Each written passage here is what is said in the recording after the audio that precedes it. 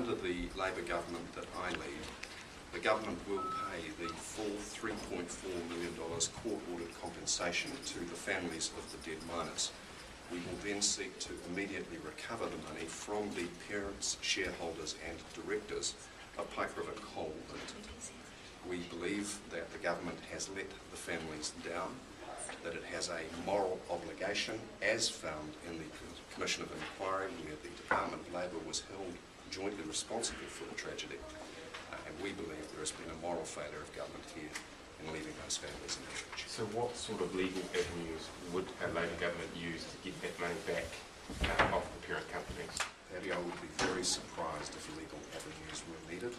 The company's shareholders and directors have two choices. One is the easy way, the other is the hard way. What about corporate manslaughter as something that should be on the rules? I support the private members bill that Andrew Little has up, but I don't believe that would be a relevant factor in this particular proceeding. So you would effectively apply moral pressure by using the taxpayer to pay what the parent companies haven't, and then effectively ask them to... So the government will put the money up front to make sure that the families are protected and cared for. Many of them are in desperate situations, as I understand it. We will then use the power of the Office of Prime Minister to ensure that those who should have paid out from the millions of dollars of insurance that they receive, which includes, by the way, two Crown entities, the Accident Compensation Corporation and the New Zealand Superannuation Fund, and they will be the first phone calls I will make. We spoke to Simon Bridges this morning. He said there was no discussion of moral issues when Cabinet made the decision last Monday. In this national government, there are very rarely discussions of moral issues. Does that surprise you? No, and that's part of the problem. How much money does ACC and the New Zealand Super Fund, how much do they get that you'd be requiring them to pay? ACC, from memory, has around a 5% shareholding, and the Super Fund about a 1.6 shareholding, and their contribution would be proportionate.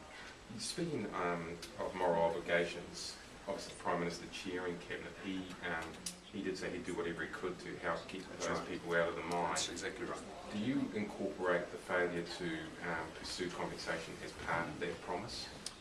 The Prime Minister said that he would stand by the families of the miners, but when push has come to shove, he has let them down.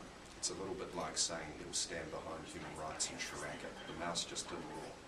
In terms of you saying that you're going to use the full powers of the Office of Prime Minister to recover the money, what does that actually mean? It means that it could be anything from a private dinner with the chairs of the relevant companies where they see good sense and decide to take something back to their boards, or a range of other tools at the Prime Minister's disposal. What are those tools? They include regulatory, legal or legislative. Why are those being pursued at the moment? Because the Prime Minister seems to be asleep at the wheel, and the Pike River families deserve a whole lot better than that, and they will get it from the incoming Labor. So you're convinced those mechanisms exist? I'm absolutely convinced they exist. You'd legislate if need be? That's a last resort, but if necessary, we would look at that. What do you think of the Pike River directors who haven't apologised? Look, the parent companies and shareholders of Pike River Coal Limited receive tens of millions of dollars of insurance payout themselves.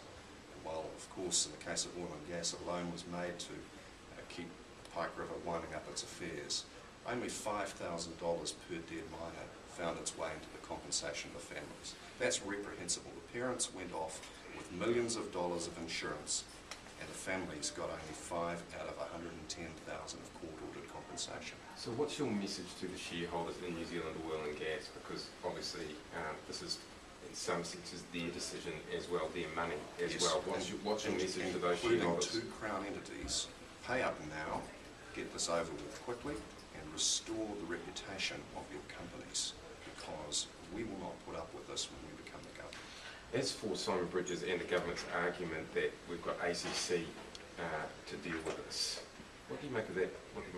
So the families have received some ACC payouts to cover out-of-pocket funeral costs, etc. But look, put yourself in the shoes of a family who've lost their breadwinner, who may have had outstanding loans for equipment, for a mine that failed. So not only did they lose their breadwinner, but they've inherited their debts. I know that some of those families are in absolutely desperate straits. I've spoken to Bernie Monks, I've spoken to their lawyer, and my heart goes out to them. But this is a failure of leadership by John Key. It's a failure of moral authority by this government It is actually relatively easy to fix this. They just need to do their duty by the families of those miners. What makes this different, though, to anyone else who's died in any other workplace accident? They're all tragedies. They are all tragedies, and that's a very important question. Here you've had a commission of inquiry. You have court-ordered compensation. You have a company that's gone into receivership without paying that compensation.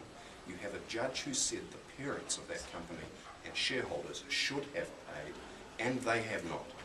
Now, it may be that they're not bound by the law of that case to pay, but given that the inquiry found that the Department of Labour was jointly responsible for the deaths of those miners, let's be clear, this mine should have been closed down before it blew up.